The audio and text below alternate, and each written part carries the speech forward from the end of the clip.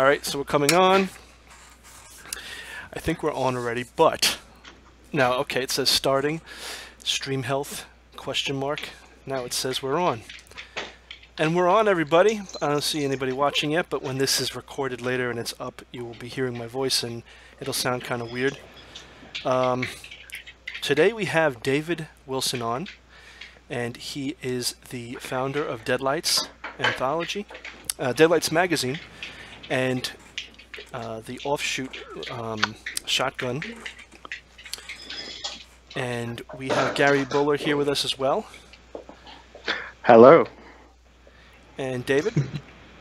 Yeah, I'm here. Hi guys, thanks for having me on. And we are live. Let me just make sure this is going up here. Okay, so the internet can totally see you now. Okay, it says I'm live, so I don't know what's why my picture is still up there, but all right. So basically, we have me and Gary. Just we always talking to David behind the scenes and everything. We talk about writing and all that other stuff. David has the DeadLights magazine. That was a really big thing. Like that, when I saw the DeadLights magazine, I just felt all warm inside. I was like this, Deadlight. Again, and it's DeadLights from Stephen King's It, right? Yeah, right. That's where I got the idea. Yeah. When I realized that, I was like, wow, man, this is such a cool concept, And then I remember when I was a kid and all the horror magazines and the little things out there. This gave me that feeling. Just want to say, what are you doing now? You're into writing and stuff like that, and yeah, I'm working a lot on my own writing, doing a lot of reading and studying. You can't do enough of that, really. And then I'd like to start doing some editing, mostly for friends and stuff like that. And then my goal is to eventually restart DeadLights, but in an anthology form that's annual, so once a year. That's kind of what I'm working on now, what I have next. But mostly it's my writing. That's what I'm excited about, man. That's what I work at. Yeah, I noticed. So you took like a hiatus to get things together. I sort of had to do that recently as well. I was doing the radio show with Deadman and other things with the anthology, and I just had to back off a little because with the day job and everything else, it just everything gets in the way, and then you have no time for doing what we actually came here to do, right? Yeah. Ironically, when I got started, I'd always wanted to be a writer, of course, ever since I was young. But when I started going after an idea for having a publication, writing actually was not a factor in it. I had set out to be an editor, as crazy as that sounds. And that was, I wanted to be my own boss and be an editor. I didn't really give any thought to writing at that point. And since, I've kind of been like, why not? Yeah. And I know, me and Gary just recently, we're two of the quote-unquote friends that you editing, and we learned a lot from some of your edits, man. Like some tips in there that I was like, wow, man, this is because usually editing it's sometimes it's fun, but then once I start getting behind and I can't get on top of some of the things and it gets boring, and then I'm just like, oh god, this is like a chore. But you actually made it where I'm looking forward to editing now. Good. Yeah. Yeah, editing is actually a lot of fun. It really can be. It doesn't have to be like ripping teeth out as soon as you go into it understanding things are going to change, that there's going to be things you're not going to like about your writing, and maybe someone else is going to like some of the things so much either. Being open and communicative is super important, and it can be fun. I enjoy it. I had a lot of fun with DeadLights. Yeah, the recent edits. Sorry, you helped me out a little bit with one of my short stories, and you showed me the little key of all the little editing, shorthand sort of little things that you do by hand. And it's the first time I've received edits off someone handwritten for starters, and it's fantastic because it's some next level stuff really. As Will said, you've made me look at what is essentially a piece of flash fiction in a completely different sort of light. So yeah, no, it's fantastic. Doing it with Will was having I had him write out his story in longhand. One of the reasons I edit sometimes by hand is because I find that going slower with writing and editing actually helps the overall process. It kind of helps bring the essence of the work to life. Something that you wouldn't see if you're moving really fast on the keyboard. And you know how a rough draft is. You're trying to get everything down as soon as you can. A lot of times, you just want to continue in that vein. But you slow down a little bit, and that's when some of the beautiful stuff starts to come to the surface. Yeah, and you guys saw how fast I was typing before, so you know, you know that shit's going down on paper like super fast. Yeah. I mean, I think it's great to have a, you know, you need that process. When I first started writing, I would literally do a first draft. I'd read through it. I'd heard Joe Hill say that, you know, it can benefit sometimes to literally rewrite it and just go through it again, you know, paragraph by paragraph, and sort of lay out stories. So I used to do my second draft that way, but that'd be it. There was no editing process. But these days, sort of fast forward a little bit, and I've been published by a few different places and stuff now. I think it's an essential part of the process, and I think a good editor can make all the difference. I mean, at bare minimum, it's another viewpoint of a story. You know, I mean, Will sometimes edits my stuff, and sometimes he'll say, you know, well, there's a plot hole here, or, you know, this doesn't quite make sense. You know what I mean? And sometimes when you're writing, you can't see the wood for the trees, can you? You just got to get so deep into it, you miss things. Right. Yeah. Yeah, it's very valuable to have I guess what Stephen King calls a first reader, right? I mean, that's important, and to have someone that can edit at the same time that they, you know, are reading it for the first time, like Will's doing for you. That's fantastic. Yeah, I mean, sort of someone like that, you know, that's there to help them. Yeah, we do it all the time, don't we, Will? It's like sometimes we're a little too harsh on each other.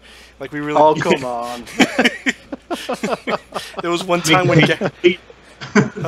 Gary literally rewrote one story that I did, and I said, dude, you rewrote the whole damn story. Everything was just like a line through it, and then he wrote the whole story over again. I guess you just both submit and see who gets, you know. Yeah. Oh man, hardcore. Oh goodness. But going back to sort of the beginning, the first sort of, as I said in the little preamble before we actually started and went live, the first time I sort of came across David was with his previous publication with DeadLights, and I remember it was when I was quite new to writing, and I remember DeadLights coming up, and I remember Unnerving was the other one that sort of came up. And I thought, wow, you know, these are two magazines that I really, really want to get into. I mean, they just both look so cool. And when you sort of released that artwork by Sean Langley, who sort of went on to do the front cover to my short story collection, it was just like, you know, this looks absolutely fantastic. So obviously, you know, you sort of write your stories and you submit, but it was really a really good experience, even though I didn't get into the main DeadLights magazine. The feedback he gave, it was really encouraging, you know, as a new writer. Yeah, I tried to make sure to, you know, it's after a while with the submissions that you get, it's very hard to write personal notes, but I tried to do that, and especially for the spin-off, the Shotgun publication, I tried to do that. Unnerving's fantastic. When they started about the same time as I did, their publication has really bloomed, and it's been nice to watch that. And it's nice, you know, to know that also Eddie Generous is very kind to the new writers that comes his way. And I think both of us kind of understand how it feels to be a new writer, having new publications, right? And it can be intimidating, daunting even, but you kind of look at it as a community, not quite a family, but as a community. You know, you don't want someone just to fail outright. You don't want them to feel like that their work is just terrible and that they should stop. Yeah, that's not what horror is about. It's not what the community is about. It's people in the upper level. You'll find that's not how they are. Yeah, but it's nice to. as a new writer to sort of see these publications, you know, obviously the Deadlights and the Unnerving, and you sort of put them up on a bit of a pedestal. You want to get in them, you know. These are the magazines that I was aiming for and stuff, and to get feedback from you guys, and as you said, the sense of community that came out of it, it was just absolutely fantastic, and it just getting feedback from you and sort of getting into Shotgun was just, you know, it was just so encouraging. It just sort of, you know, I'm lucky enough now. Me and Will have both been in issues of Unnerving now, so it's, you know, it's fantastic. Really, it was part of the process, but it was the first time I'd received sort of positive feedback off someone like that. It was really nice. It was a great experience. Good.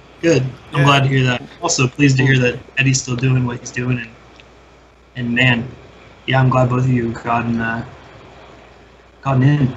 It's good. Yeah, it's good, guys. I mean, it's also great when you get the feedback from the editor too, because it's like you really. I think you're doing like these writers a disservice if you don't say something, you know, because they have no clue. They sometimes they don't know what, you know, what direction they should go, and you just give them some clue to absorb, and the ones that really want to like take it and go with it and do something, you know, they're gonna absorb this stuff like I forgot. I saw this vision of I think it was Arizona, where it was so hot in the street, you put water on and it evaporates immediately. Like that's whenever someone gives me advice or something, that's how the advice absorbs into my brain. I'm just like osmosis, huh? Yeah, you know.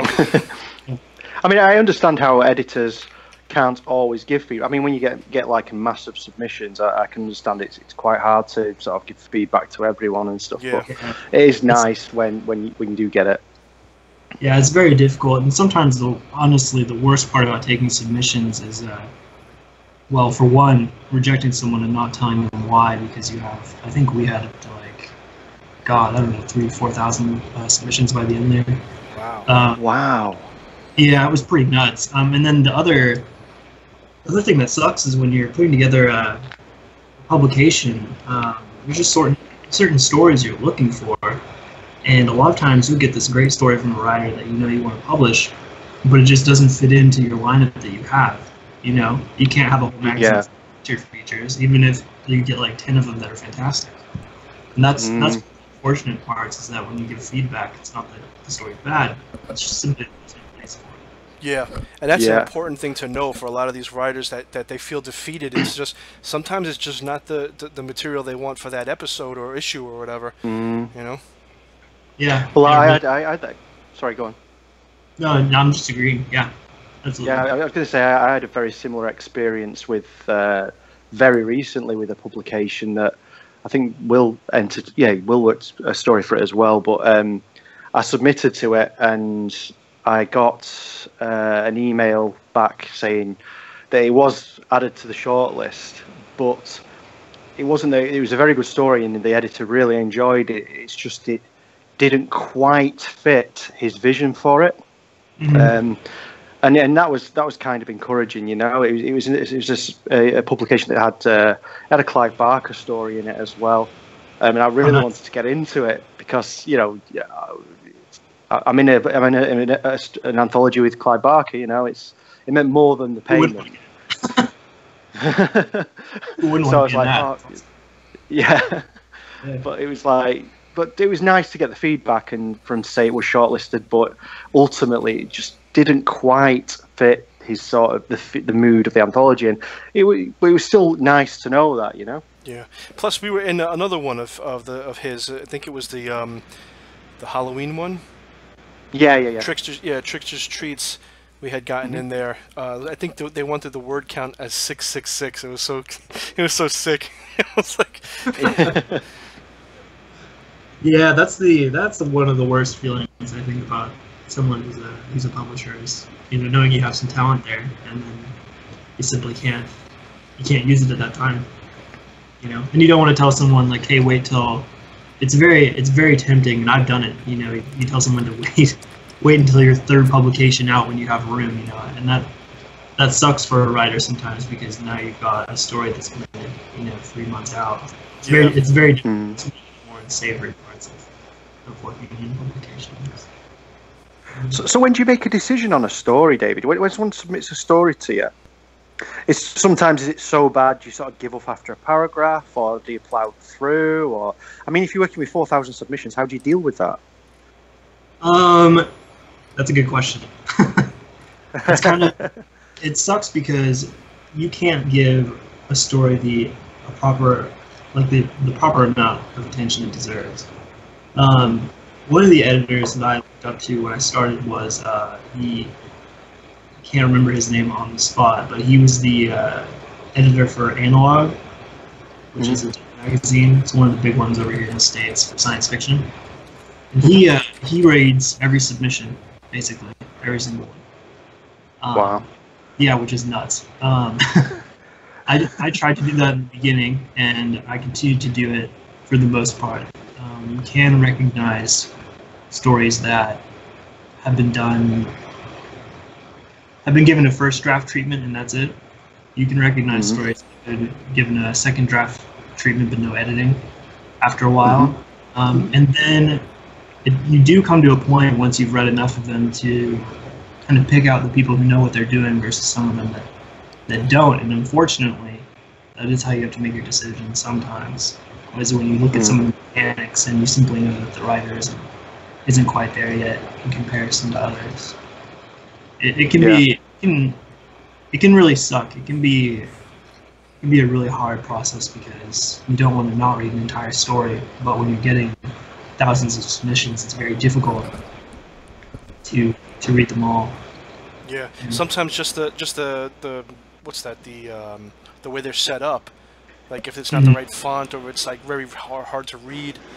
Some places just like, off the bat, that's rejected, Oh yeah, I did that too. Mine wasn't a rejection. It was more like a resubmit.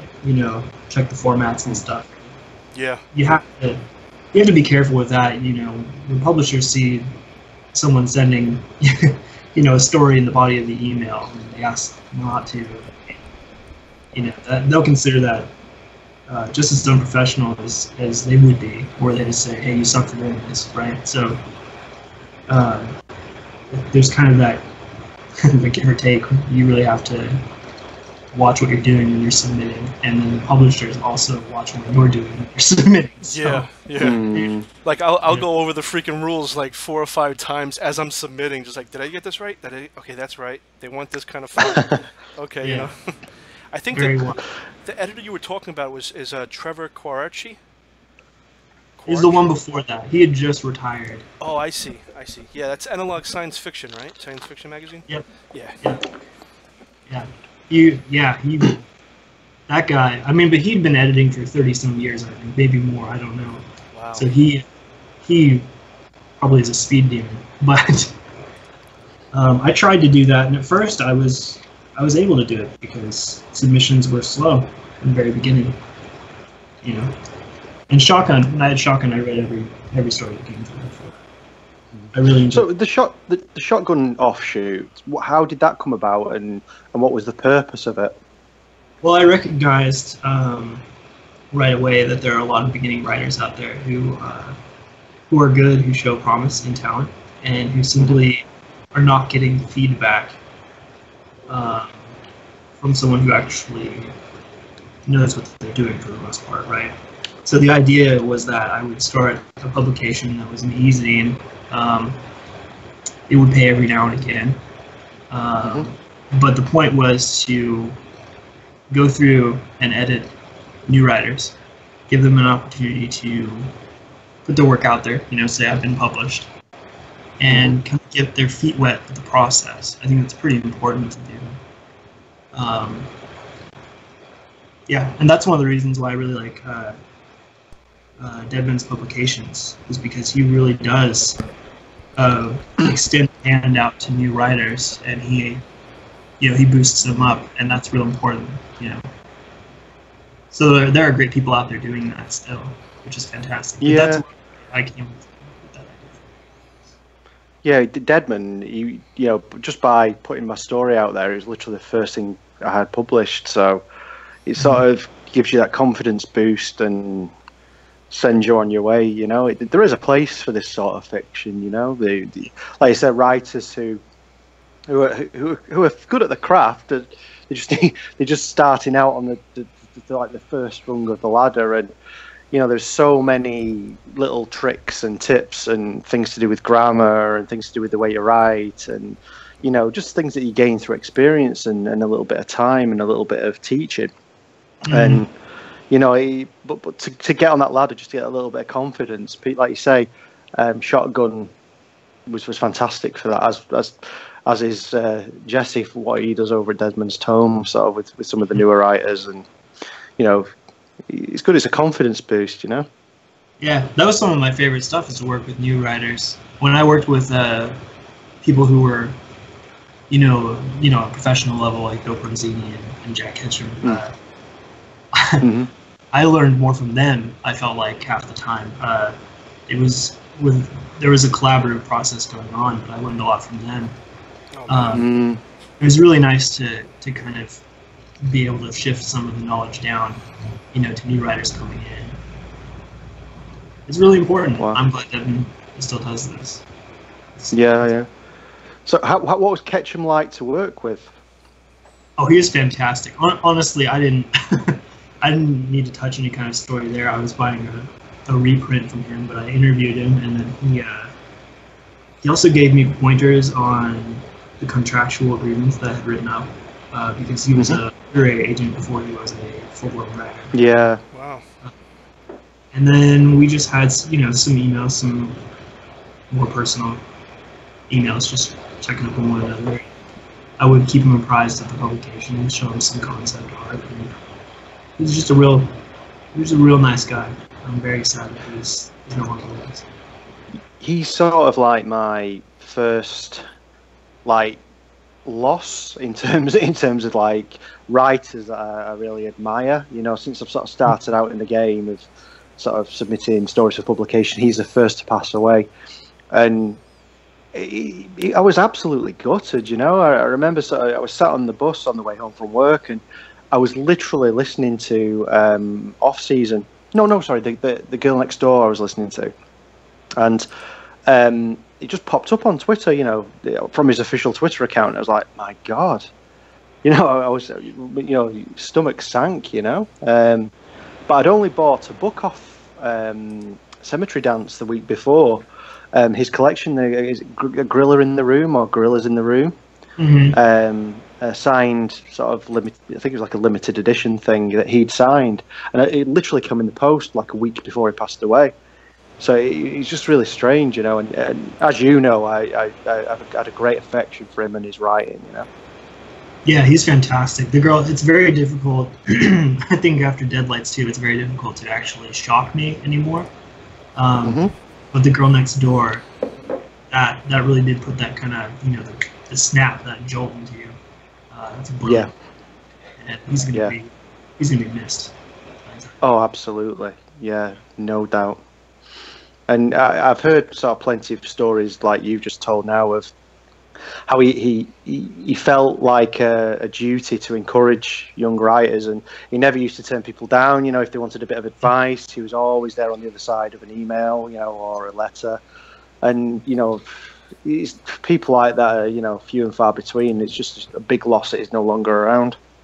Yeah, he was particularly supportive of the idea that I had in DeadLights. The Future of Fear, which would publish someone under the age of 18, as long as they, parental consent. He was very much for that, because he grew up communicating with Robert Bloch, the guy who wrote Psycho. And so he thought that was really something. Yeah. I really like the story that I heard about him. That he was a literary agent, weren't he? And I remember when he first wrote Off Season. Obviously, as an agent, he was known as Dallas, his real name. And then he sort of went to his publishing company and said, "Oh, there's this fantastic new writer. He's called Jack Kechum, and he's wrote this story, So he sold himself. Yeah, essentially, they came back and they're like, "Oh man, this is this guy's great. You know, we could really we can make some money here. And he's like, oh yeah, well that's me. Even better, you know the contractual work. So Yeah, exactly. Yeah, he's a real funny dude. Will's typing away. We got any questions on YouTube, Will? Let's see. So on YouTube we had a little bit of chatter here. So Kelly, hello YouTube. YouTube is turning into like a Twitter almost. It's turning into like a Facebook / Twitter with this these posts and everything now. But I guess that's good, you know. But I actually really enjoy the podcast you guys do, and the fact that you guys actually take questions off YouTube. I think it's while you're on air. It's fantastic. Yeah. Oh, thanks, man. Yeah. No, it's really nice to know it, and it's nice to know that people are listening and you can get involved in the show. You know, that's what's good about it. Yeah, I mean, right now, you know, it's you know, like the numbers go up and down live, but mostly a lot of the people, like, they listen after they can, and the thing is, they can still comment, you know, afterwards. Well, you know, man, numbers come and they go, but the important thing is that you guys show up and do it. People appreciate that, you know. Yeah, absolutely. So we have a couple of silly questions, and then we have some serious questions. Well, actually, a comment. Kelly says that editing isn't fun. She said. So she said. If you like it, you're either lying or weird or she suspects there's drugs. But then she said, kidding. Maybe I'm weird. Maybe that's true. I mean, you know. I think all horror writers are weird. It's like all horror writers have that kind of edge to them. Yeah. Are you on drugs, David? Yes, hardcore drugs of all kinds. Yeah. No, I mean, honestly, when you kick back and read a novel, right? I mean, you're comfortable in your chair, chilling, you're having a good time. I do the same thing with editing. I don't sit at a desk under some kind of white light in the dark and scribble madly. You know, I just kind of chill, sit back in my chair, and just take a pen to it, and I really enjoy it. Nice. So, sorry, That's Kelly. good. I actually enjoy the editing process as much as I enjoy the writing process. I think depending on my frame of mind, I can enjoy the editing more sometimes. You know, sometimes I absolutely hate putting a story together, and I really don't enjoy it. And it's only afterwards when I'm sort of making sense of it all and, you know, doing like a second draft or whatever. That's when I start actually enjoying the process. Yeah. Well, and I have a feeling, and I may be wrong, Kelly may totally cut me off here, but I have a feeling that when she's working, she probably has a ton of ideas, and she's like, I don't want to be sitting here editing this crap. I want to be writing. I have all these ideas in my head that need to come out. Yeah, you know? Kelly's got a lot in her head. That happens to a lot of people, you know, including me. I'm like, oh, I have all these ideas. I shouldn't be sitting here editing my work. Oh. Or she could just need it. You know, that's true too. Yeah. So I mean, so the infamous Mr. Deadman is in the chat room, and he said, you know, DeadLights had a fantastic cover. When's the next issue? And then Kelly kind of answered him already, and said that you're going to do you may do the anthology, which will be like a yearly thing, or maybe bi-yearly. Yeah, it's probably going to be yearly to start with. The reason for that is because I'm going to fund it myself, so I'll be able to, you know, save up all year and do it regardless of sales, right? Because I really want to do a DeadLights level publication. I'll probably be doing like pro pay, and yeah. Nice. I don't have much information beyond that, but I'll probably do like pro pay. I'll probably do either print order, or I'll have copies printed and then sent to Amazon. Nice. Very I mean, either way, I know it's probably going to be a real fantastic publication. I think I've said it a couple of times when I've chatted to David on Twitter and stuff. But DeadLights is one of the very, very few publications, probably the only one where I've actually read it cover to cover. I was on a train journey up to Scotland. Long story, and I took it with me on purpose. And it was just so well put together, and the stories all fit. And and I think the personal favourite was a story by Renee Miller, which I mentioned last week, I think. Yeah. Which was just fantastic. And I mean, if you had even more time and less pressure, and like you say, you're going to do a pro-paying anthology that's annual, I think potentially it'd be absolutely fantastic. And that's why I wanted to do annually, so that I can save up to do it. I'm not looking to make a profit off of it. If it's come, cool. But if they don't, I'll still be able to do it, and that's kind of important. Yeah. I may shop around to some publishing houses. Kind of doubt it, but I may. Well, and plus, the magazine. I mean, it looks like it's one thing that brings to my mind is another magazine that me and Gary were in, Aphotic Realm. They have like the glossy pages and the setup that's like an actual magazine. Like the magazines I remember from when I was a kid and everything. Yeah. They have a good working model there. I think they understand that you can pump out publications on the one hand, or you can also work really hard to make a real quality, almost literary magazine, but still have this fantastic genre work in it. And I think. I was surprised at. Sorry, go on. Oh no, I think that Aphotic Realm has a real grip on that. And I think that if they work hard, that's.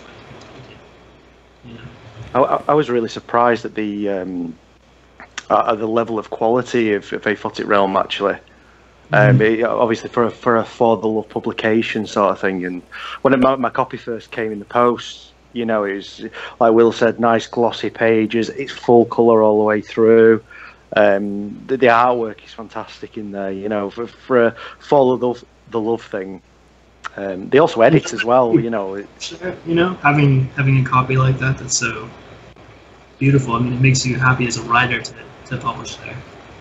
Yeah, they say never judge a book by its cover, but as soon as I saw the Aphotic Realm cover for the one I wanted to be in, the front cover is effing amazing. It's just, it's a lovely cover, and the new one is as well. The third one, Classified, that's like alien and sort of conspiracy related.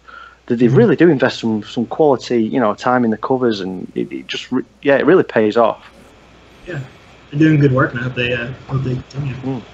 Yeah, and I usually buy a copy of everything I'm in, so my walls are going to be pretty much soon plastered with a whole bunch of magazines. Bear magazine.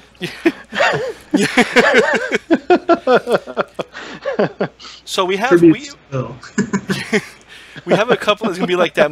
What's that movie with crap? Where the guy like takes the people and he like plasticizes them, or he stuffs their bodies. It wasn't House of a Thousand Corpses. It was something else where they House of Wax. Yeah, House of Wax. Except all the magazines and shit are gonna be on the wall. And... Oh man. Sorry, man. I don't frame them. I've got a little bookshelf, and I've got a little section for all the things that I've been in. And that's off to one side, and then there's obviously the rest of the stuff. But DeadLights is amongst them, and a couple of other magazines, and obviously the Unnerving that I'm in. But yeah. So. Yeah. And speaking of bookshelf, so another person, quick ad here, that has her books in the background on her Twitter is Amy Gretsch. Or am I think I'm saying it wrong, actually. Amy Grech? Yeah, Grech, that's right. And she has a book out called Rage and Redemption in Alphabet City. I told her I'd give her a quick ad on here. You can go to Amazon and order this in hard copy or on the Kindle. And it's got a very nice picture. Is that Deadman? I don't know if that's... It's got like a... He's got a bump on his head and is bleeding or something. Hey, she's a good writer. She's a lot of fun. I published her in a Shotgun for a Halloween edition. I think. Oh, I forgot about that. Yeah, we had her on the Deadman show. We were interviewing. She said she wanted to come on this show too. So probably soon she'll be on with me and Gary. But she definitely is fun. Yeah. All right, and this, let me just push this back. Okay, now to a couple of questions. Now we have some silly questions, and we're gonna deviate from the normalcy of the show and ask a couple of deplorable questions. Nice. These are very silly. The other ones will be obviously taken away. I like silly. Bring it on, man. What type of sausage do you like, David? The warm kind. Yes, I like premio sausages. I like the hot one, but then a lot of people don't like it, so then I just try to get the sweet one. But you know. Do you get Cumberland rings over in the States?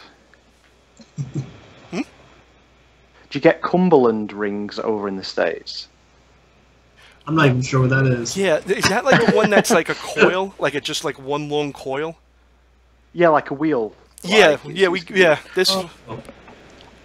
Yeah, that's one of my favourites. Yeah, there's like a place called Cumberland, which is in the north of England, and they're famous for their like ring, sort of their wheel sausages. Yeah. So my favourite sausage to have inside me has to be the Cumberland ring. Daily. And I really urge you guys to try it. So now a serious, Sorry. a surprisingly serious question from Deadman. Yeah. So he says, okay, so it's more of a comment and then a question. Annual pro pay could work regardless of sales. The market is so competitive right now, and it's only getting tighter. He says, how does David feel about the market, the competition, anything he learned from DeadLights? Oh, that's a good question. Right now, the market is pretty saturated because of self-publishing. It's very difficult to acquire readers who are not writers. And so one of the ways that publications works well is going after advertising. This is something that Henry Generous does very well, and it's something that I did not do well. Advertising a lot of times. In fact, back in the day, John Campbell, who used to put out, I think it's John, he used to put out, the publications that published Lovecraft. He said back in the day that a lot of times the advertising paid for the entire publication, and they were actually worth more money than the publication itself. Yeah. So the best Funny way, enough. yeah.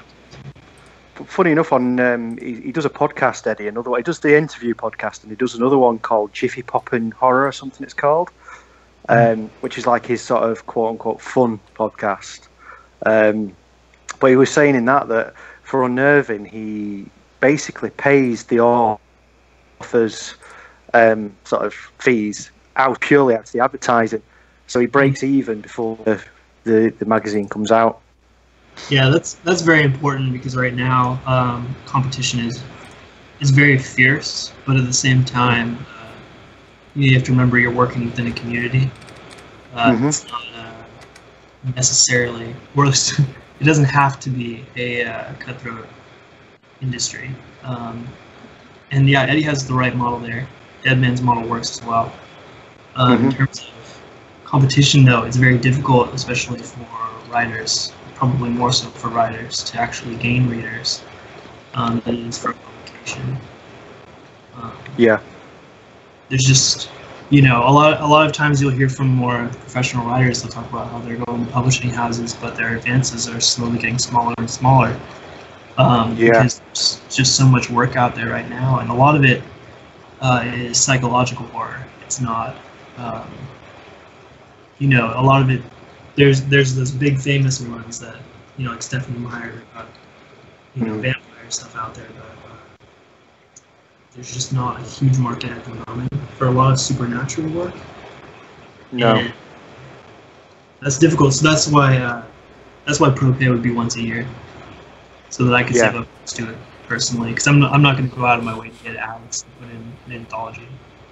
Yeah.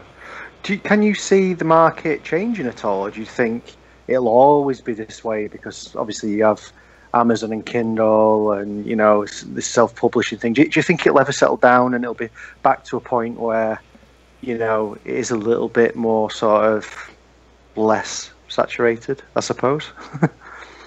Yeah, it will definitely slow down. God, I can't remember who did it. I want to say it was Mercedes Yardley, but I don't think it was. I'm not sure if it was her. There was a writer who was publishing with oh, you know what? I think it might have been Katha Koja who did it. I don't know how to say her name. But she was publishing with a publishing house back in the day, and people asked her about Danielle Steele, you know, who is kind of at the very top of that publishing house, what she thought of her work. And she said it's fantastic because what she does makes it possible for what I do, right? So it'll change when we get a new kind of horror wave that was around in the 80s and a little bit of the 90s, 70s, more especially. When you have a lot of big, talented writers like Stephen King spearheading kind of that popular movement, you're going to see a lot more of the places beneath him budding and growing. And I think that even when there's self-published authors, you're going to find that there's going to be a lot more opening up in the market for the writers who really are. Yeah, I was gonna say, I always think about that time when they were asking people like, "Oh, do you write horror?" I think Dean Koontz had said in one of his interviews that he really didn't want to do horror too much, and he got that whole. His editor was like, "Oh, but that's what's really hot right now. We need you to do horror." I mean, he did a couple, and he always had that horror element to it. But they were asking people. It was something like so hot back then. I think it was like you said, the 70s, the 80s. Everything was just like popping up, and yeah, Stephen King really he made that wave happen. Yeah. Right now, psychological thriller really is what's in the mainstream, which is just a branch of horror, really. But in terms of supernatural stuff, it's gonna be a while. It's gonna take another one of those booms, and then I think even self-publishing people, they'll still be around, but they're not going to bring down the market at all. Do you see the next trend that may be happening, or can you like just make a prediction of what you think may be the next trend for horror? Like the genre, like subgenre, or what have you? Well, Bizarro right now, believe it or not, is pretty strong in some areas. God, if I had to make a guess, you know, what's going to happen? It sort of happens every 25 to 30 years, kind of like it. I mean, things are cyclical in nature, and so eventually there's going to be some new talent that busts out, and when that happens, you're going to go to the races. And subgenre, I don't think it will be a subgenre. King doesn't work in one genre or another, like one subgenre or another. He does everything, and when you have a writer come along when a writer comes along and he can do that, it'll shift real quick. Sort of like a mainstream sort of. Yeah, exactly right. Yeah, someone who can do a little bit of everything, who's at the top of their game. Oh, nice. Yeah. But I didn't mean to say that like people who are self-publishing are bringing anything down. The only problem right now is there's just so many people who are self-publishing. Yeah. Well, the genre's not expanding exponentially right now, isn't that? It all kind of blows everything. And I mean, don't get me wrong. There's great self-publishers. There's people that have been found through self-publishing, but they're the ones that are hungry, that want to do this.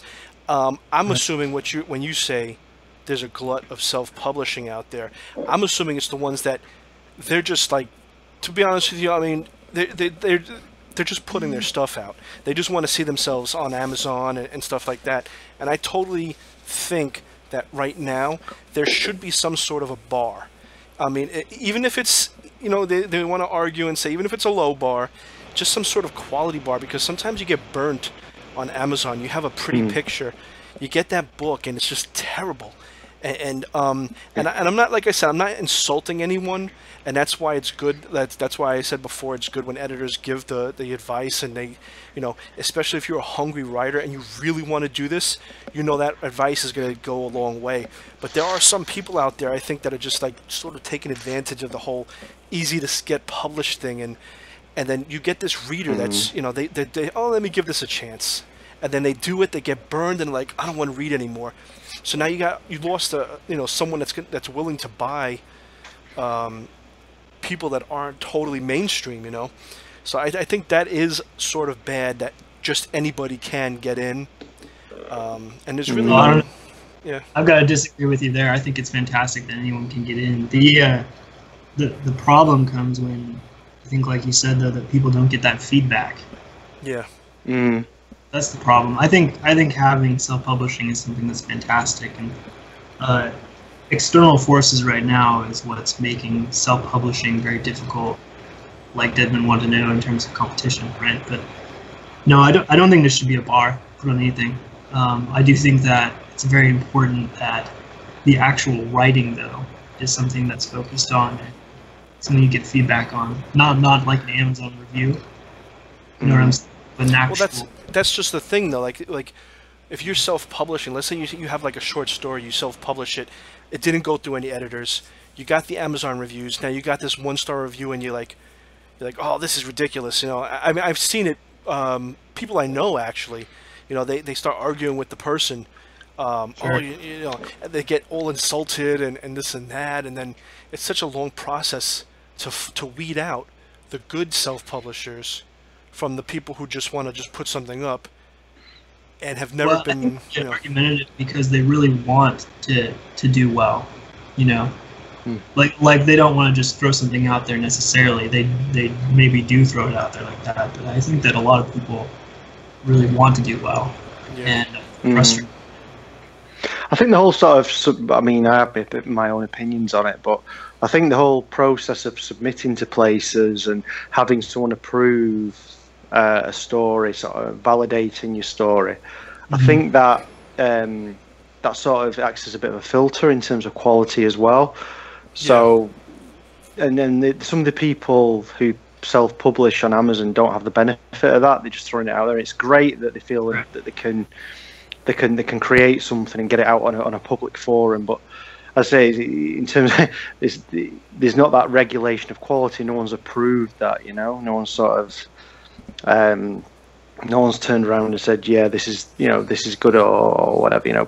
For me, the buzz of writing is not just getting your stuff out there and people reading it, but someone having enough faith in you to approve your story, put their name to it, and sometimes pay you as well. Yeah, that's not bad, right? No. It's great. But, at the end of the day, I know that if a story's gone through David Wilson and it's my stories, I've written a story, you've approved it, and you've published it, I know that the chances are it's not going to be crap. Whereas I could just write a story and just throw it out there, and it might not be as good because it's not gone through that filter, has it? Yeah. That can be a shame, when you get more caught up on marketing than the craft. Well, my wife has a friend. I mean, and the thing is, I offered her. I'm not going to say names, but I. Yeah. Oh my God. It's like, where's this going? Go figure, right? She has a friend. I hope she doesn't listen to this. I'm going to be in trouble. No. Is it your girlfriend's girlfriend? I was just about to say, because Gary's been on this typo negative kick. Yeah. So everything we talk about, like it's a reference to typo negative. No, she has a friend. Well, actually, yeah. So my wife's girlfriend. So I don't think that'll work. That'll float your boat. I'm sorry, that was a bad one.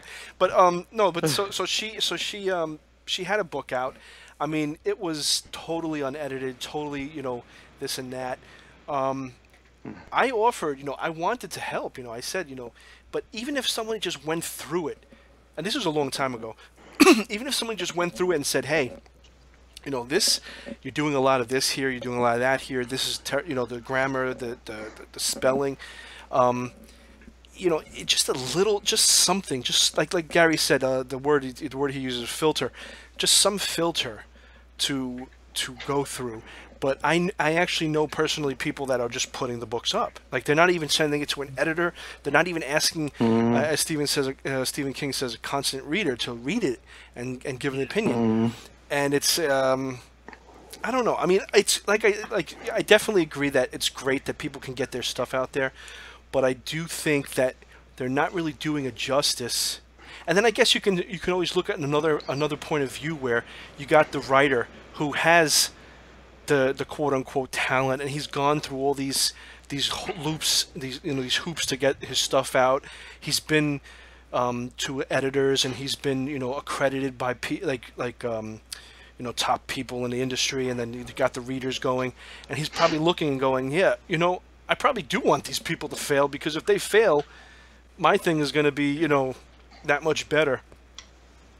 You'd be surprised though. A lot of people at the top do not act like that at all. Yeah. No, that's definitely. I mean, at least not out in the open. Well, perhaps. I don't know. A lot of the guys that I've met on the top really, they. I mean, I even know back and forth with Richard Chismar, man, and he is probably one of the kindest guys I've. Yeah, no, he is. He definitely is. Yeah, you don't get a sense like that at all. I think, in fact, he would probably encourage someone, were he to find someone like Stephen King, let's say, even though Mitch is a writer himself. Yeah, it's actually very much. It's what we're involved in really is a community, Yeah. And a lot of people just come to it because they love it at first, and it's not so nearly as cutthroat as it appears. People at the top don't really want that, and I think what they really want is writers to come up who know what they're doing, who are willing to learn, and they don't want people to fail. They want people to succeed. Yeah. Well, no. Yeah, I meant in the long run. I didn't mean like in the. I mean horror. Yeah, horror is definitely, and that's why I do the blog and everything, to make everybody sort of get into the whole chat about a subject or a topic or something. Yeah.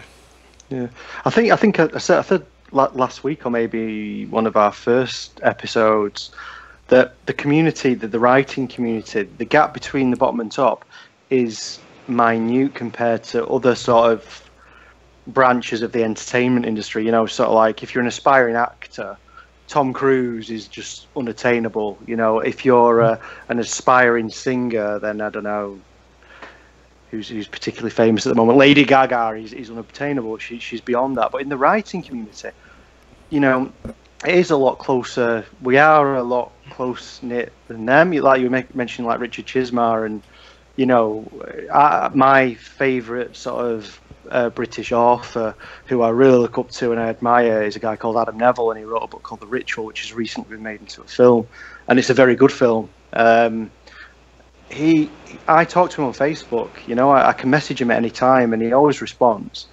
And he sends me advanced review copies of his book before they come out, and he's just a really, really nice guy, and I looked up to him, and when I first came into the writing industry, I was expecting him to be unobtainable, like my favourite actors, and you know what I mean? But you walk in and he's literally a message away, you know what I mean? And I can just talk to him, and it's really encouraging, and it's great that, and he's very helpful as well. He wants to impart advice, and he wants me to do as well, as anyone, he is great, Well, we're lucky in horror, especially, because if you think about it, I don't know about you, but if I were to write something like Don DeLillo, he's probably not going to write me back. No. Yeah, right? yeah. So we're lucky in that it's a tight-knit community, perhaps even one of the better communities. Yeah. I think the only exception is like Stephen King. He's just completely off the radar, but it's only because everyone knows Stephen King. My dad, who's not a reader, knows Stephen King. Oh yeah, I can't even imagine like being Joe Hill or Owen King or even Richard Chismar. Getting all these requests of, can Stephen do that? Yeah. There comes a point where you just can't engage, but you understand. Yeah, I mean, Yeah. I totally respect what Joe Hill did though. Trying to What like, did- get the name with up. his name and Yeah, Oh yeah, how he went through the process without, yeah, without saying well, that he's King's son, basically. yeah, he's had the best teacher money could buy, and I think he's a very good. I don't think he's Stephen King level, but I think he's certainly one of my favourite writers. And when he releases a new book or collection, I go to it straight away and buy it. Mm-hmm. I've not read much Richard Chismar though. I need to get into that. I read Gwendy's Button Box, but only because it was Stephen King. But it's quite clever what Richard's done. He's released this Castle Rock book with Stephen King because he's buddies with Stephen King. They both like the same baseball teams and stuff, don't they? And whatever and whatnot. And they've had a relationship through Cemetery Dance. yeah, But he's had this relationship with Stephen King, and he's released a joint book, which is basically now a guaranteed bestseller.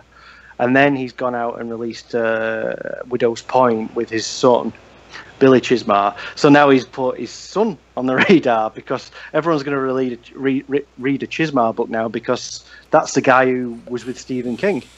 So he set himself up and his son for life, really. He's probably just made off that book alone. Yeah, but he's been writing for a long time. Yeah, I'm surprised I've not read more of his stuff. I keep looking at Along December, and I keep meaning to buy it. Oh yeah, I have a copy. It's good. I enjoy it. Yeah. yeah. I read that one. Yeah.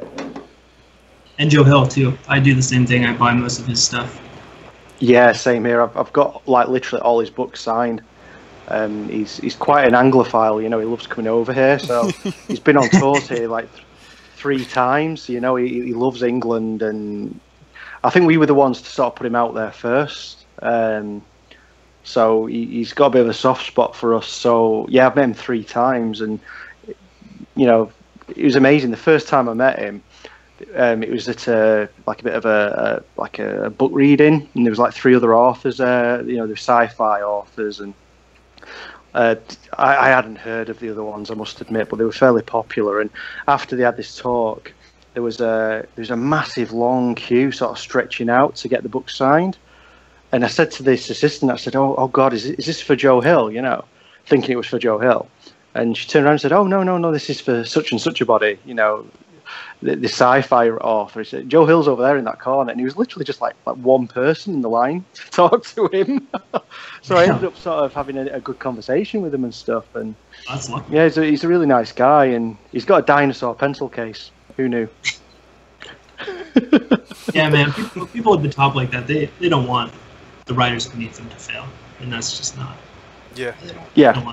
Some of them just can't engage, because they're they're so sought after that it's almost ridiculous. yeah, exactly. Yeah. And this becomes like a chore. Like the whole. I know you would tell me you don't have a smartphone, and I'm like, I love my smartphone and everything, but sometimes with the Twitter, man, it gets to be really annoying. Yeah, it's too much of a distraction for me. Yeah. Especially when you're working, not necessarily even on the writing, I mean, it is a distraction from the writing, but like at work, I got the smartwatch going on, and it's like my wrist is buzzing, especially after the blog post. You get the people responding or whatever, and it's sometimes it does. I think it's just actually Amy Gretsch was just telling me that Amy Grech was telling me that she's taking a hiatus today. I think she's doing a digital detox. Okay. Yeah. Smartly. I was like, that sounds good, man. Yeah. Oh, I couldn't do without my phone. I take it to work with me, and David messages me on it. Take it into the bathroom. I message you on it, In the bathroom. Yeah. But I have my Audible account on it, and like 99% of my listening stroke reading's done on Audible these days. And I'm lucky, like I said last week, I'm lucky enough to be in a job where I can put my earbuds in and just get on with it. So that's nice. Yeah, so my phone has to come with me so I can listen to stuff. Yeah.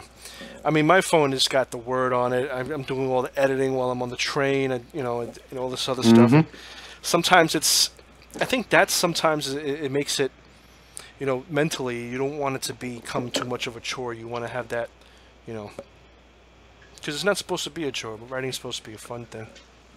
Oh, yeah. It's supposed to be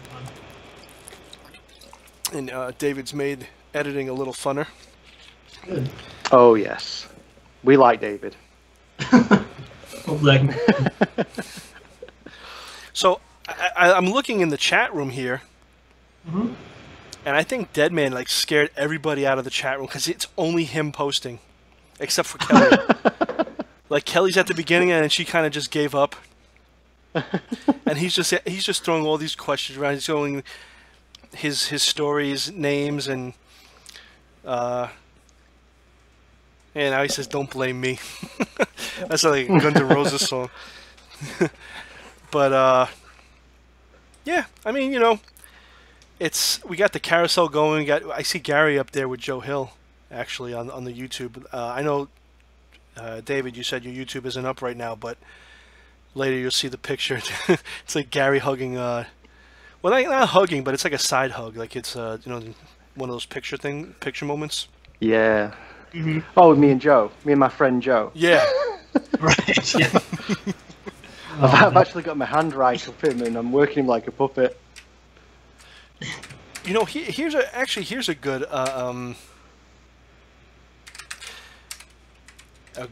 question for you. What's social media do you like? I noticed that on Google Plus, there's a big horror community, and I'm talking about they show all the pictures of Freddy and Nightmare, all these zombie pictures and gore and just a whole bunch of old movies.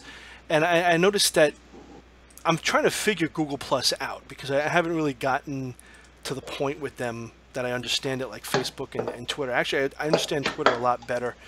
Facebook is still a mystery as well, but I sort of don't want the personal aspect of my Facebook, so I made a page because I don't want to kind of mix. And for some reason, a whole bunch of writers just started adding me on my personal Facebook because they saw my name. But what is your take, David, on social media, and which ones do you see as promising? For authors and publishers, the big three really is Facebook, Twitter, and Instagram. Those are really the main ways to get your stuff out there. I don't know much about Google Plus either. I'm sure there's a lot of other great ones out there as well. But you essentially want to target the social media outlets that have the largest amount of people. And I don't particularly like Facebook. I've told Will this. Yeah, last week, that whole thing that just happened recently is right. They're having their problems. But it's good. I mean, if you're honestly, well, let's be honest. If you're a writer, you want to hit every social media that you can, and then focus on the social media where you get the best feedback. As funny as it sounds. Oh, sorry. So that's really the best way to go. Yeah. Basically, utilize all the tools and then focusing on the ones that give you the most results. Yeah, because I notice sometimes with the blog posts, what I'll do is I'll post them at different times. So first I'll do it on Twitter. I'll see how many I get, and then later I'll go and I'll try Facebook, and I'll get a few. Not too many, but then Google Plus. As soon as I post it, I check. It's like a hit of 6, instantly. So I'm thinking, I don't know, maybe there's something to Google Plus, but I just have to figure out how to do it because they have a whole different set of controls. Instagram is another one that I never really got into, but there's a few personal people I know on there. I didn't really want to. It's a photo thing that I don't like. So yeah. I don't like taking photos of myself, and I don't know. Yeah, I would say those are the big three, and utilize what you can, but make sure you utilize it the right way too. You don't want to just put something up there like a kind of clickbait because people know what that is now. Oh yeah. You're not just a link if you write half a sentence and cut it off, you know. So you gotta be wise about it. But it's my views on social media, I guess. Very exciting stuff, right? My views. No, yeah. I see. I went to Fangoria's website. I'm just off the top of something I seen, and it says New Blood, resurrected and coming soon, back in print where it belongs. So I guess somebody bought them out. Anybody know anything about this? Yeah. I had heard about it, that they were coming back into print, but I don't know who's bought them out. Yeah, I don't know this. Yeah, I don't know the gritty details, but Yeah.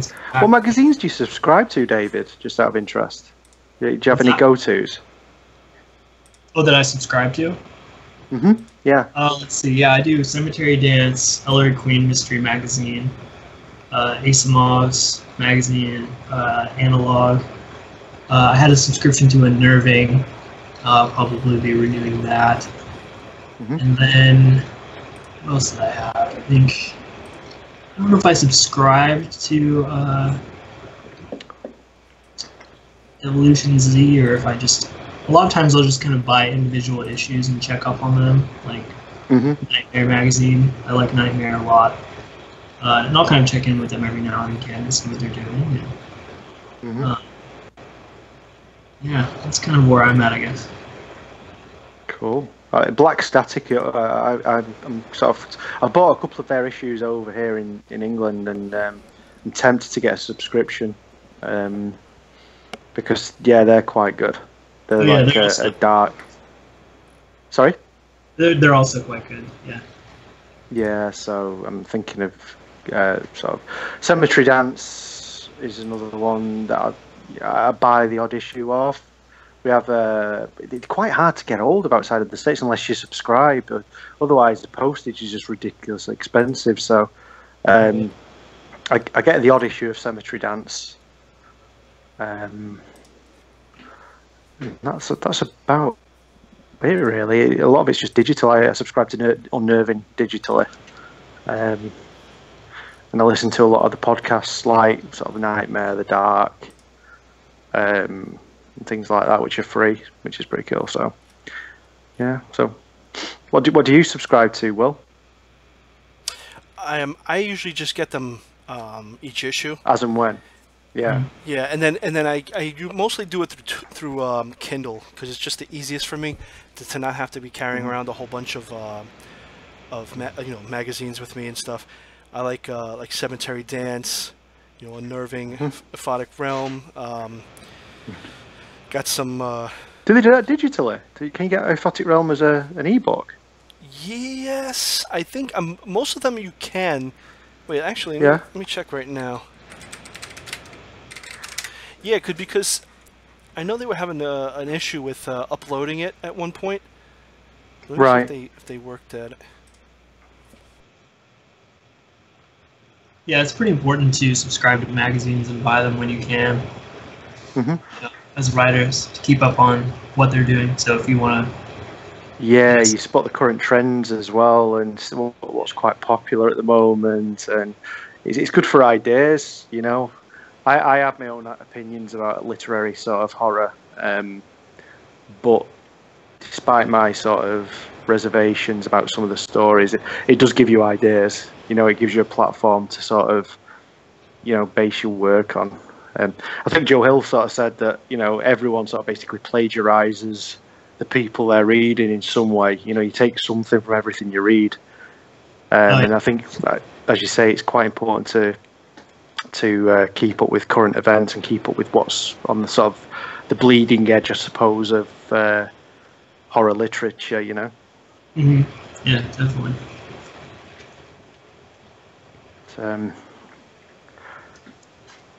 Well, I think Will's gone. Oh, hey, sorry. I said, yeah, no, I was saying, hey! No, I was saying, definitely, it's like you always get something from somebody else, like even if it's just a tiny scene, or it could just be like just a hand gesture, or just something a character did, could spawn off a whole different story. Sometimes, you could just think of a whole different you know, and no one will ever tell, can never tell, but it's something that's just, I guess, inspirational about something, and I mean, plagiarism. I mean, would you say plagiarism, or Yeah, no, it was just sort of. I think it was just. like being like it was what Joe Hill said. He was just having a bit of fun with words. But what he was saying is he like, for example, The Fireman, his novel. He took a lot of sort of not a lot of, but he took the premise from Ray Bradbury, sorry, Fahrenheit. Mm-hmm. oh What's it yeah, called? yeah, Yeah, Right. and he was saying, he took it from that and some of the ideas, and we all pick up little things in the back of our minds. That's why writers are encouraged to read and write, to keep on top of things, because that's where you get your ideas from. Other people's ideas. yeah. Yep. I suppose. Yeah, you can kind of recycle a lot of ideas and stuff. I'll be honest Yeah, though, or- I just read it because I like to read. yeah. But you can Yeah. also look at something and go, well, what would happen if I did it another way, or I could do it better. This is an idea. I might be able to take it in another direction, and Yeah. Gary, I can do better than my friend Joe. Come on now. I don't know what Will takes from Bear magazine, but I don't know. Actually, it was Deadman that turned me on to that great publication. What is it? Bear magazine. Oh, I haven't heard of that. Yeah, it's frightening. It's a bit of an in joke from the Twitter group. It's a magazine about big hairy men. Oh Jesus! And Gary Okay. Gary takes it and then he like photoshops some of the group's faces onto it. Oh, Lord. Oh dear. Yeah. So I mean, so we're down to 3 watching. I think Deadman scared everybody out. Oh dear. I'm gonna have to go in a couple of minutes anyway, guys. But it's been a hell of a lot of fun, and I'm really, really delighted that David came on and stuff. And thanks very much for joining us, David. Oh yeah, it's a lot of fun. My pleasure. Yeah, man, I mean, Yeah, no, maybe we'll have them on again sometime. Yeah. I'd love that. Yeah. Who knows? Maybe we'll team up on somebody. Yeah, I'll ask questions of someone, scare them a little.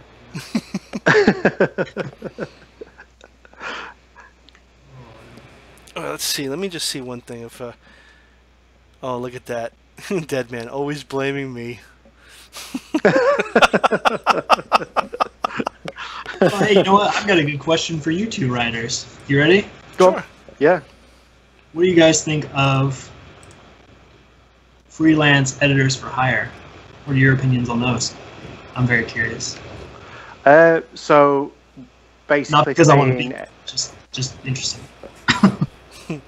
so sort of paying someone to edit your work, Right. like a freelancer, just sort of, yeah. I'm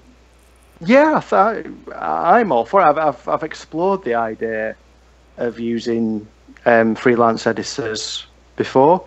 One of the female members of our sort of writing group volunteered her services a year or two ago, but she was quite expensive.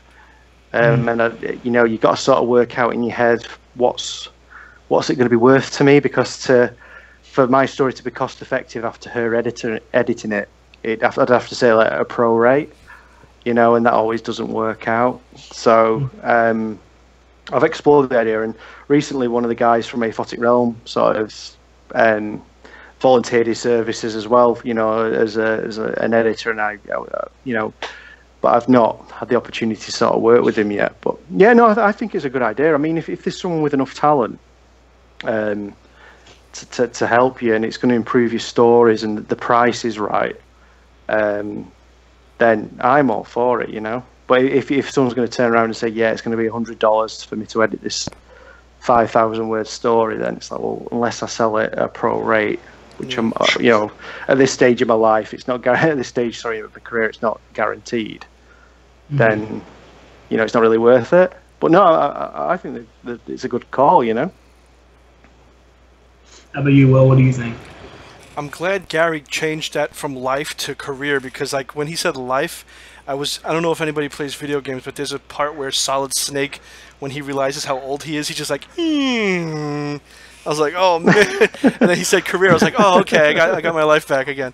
I think it's good. I think it depends on the like, you know, how much they're known and stuff, and who they can say, you know, somebody can say, oh yeah, he's great. They can you, I forgot what the word is, but when you have people that can back you up and give you, you know, I think it's also the price. Some of these guys, when they do it, they guys and gals, they put like, you know, you get edited, they send it back to you, and that's it. Like, I think the price should involve a going back and forth sort of thing.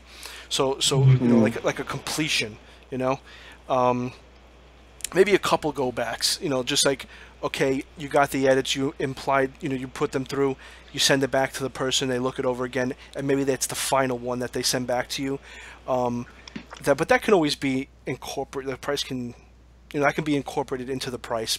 I think it's actually useful, and especially for what we were talking about before, where a lot of the people are doing this by themselves and self-publishing.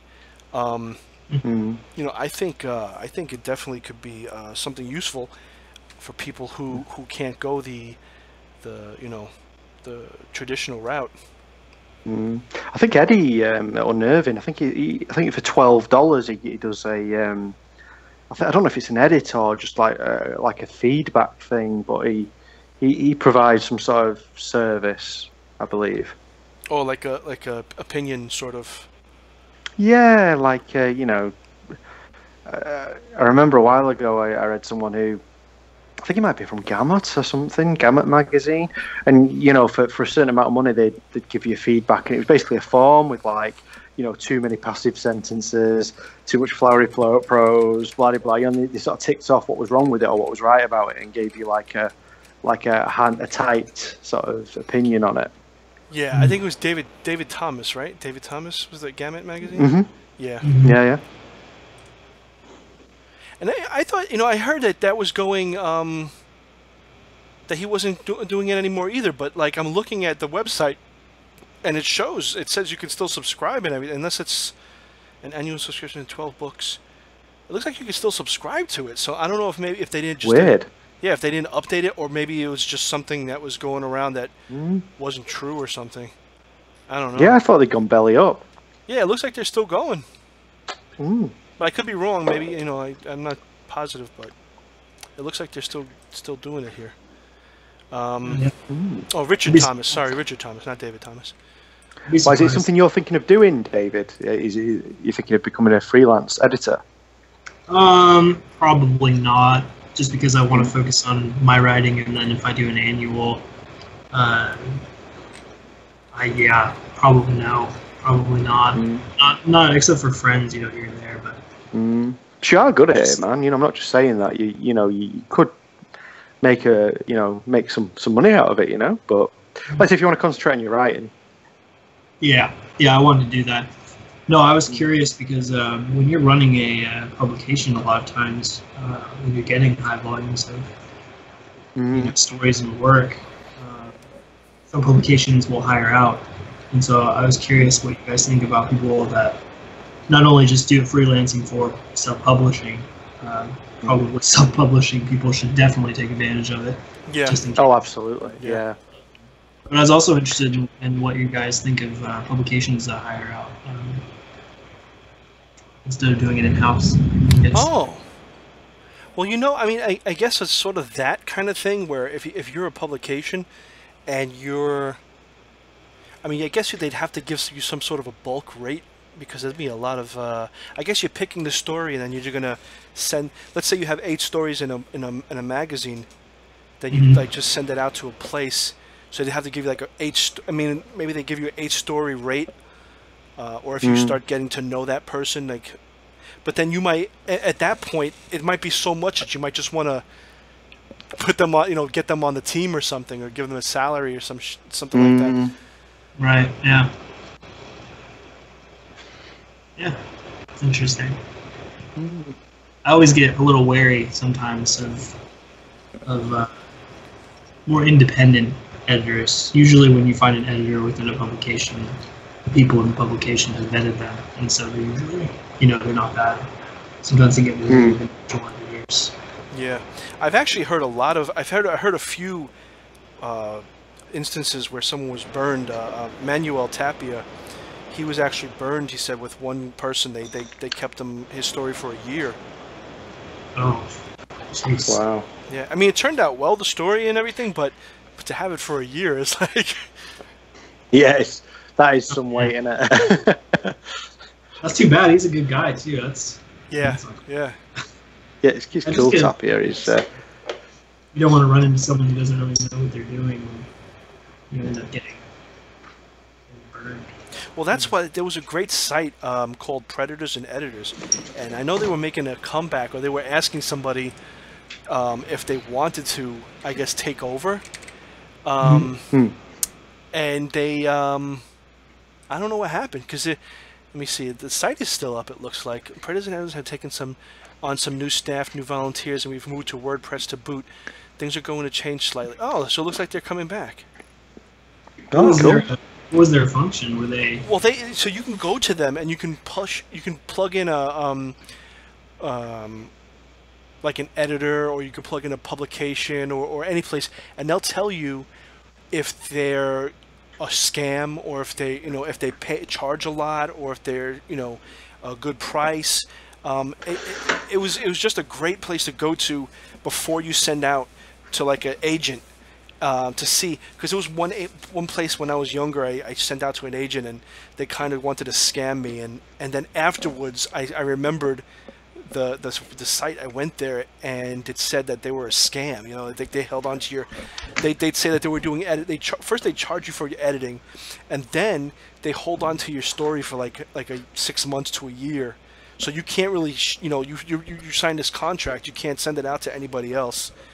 Yeah, it was just, so this place to just like alert you to those kind of people and those kind of companies. That's a brilliant concept. Yeah, I guess they just weren't. I wouldn't know what to do. They just weren't getting funded, I guess. It's like, for something like that, it's really invaluable. Like, you really want to try to hook these guys up, because it's a lot of work to go through all these houses and stuff, and make sure that that they're not doing devious things. Oh yeah, because I mean you can get people that have degrees in editing who don't know what they're doing. You know what I mean? I studied at Washington State University, creative writing and literature, and like there are people who will go through school and do the bare minimum to get the grade to pass, and then they can go out into the editing world and say they're an editor, and, and a lot of times they simply don't know really what they're doing. And I unfortunately was that nerdy guy who sat in the library 10 hours a day, but that's an invaluable website. Like you're saying, that's fantastic. We need more of that. Yeah, definitely. Oh, absolutely, yeah. Yeah. Anyway, guys, I'm gonna have to go now.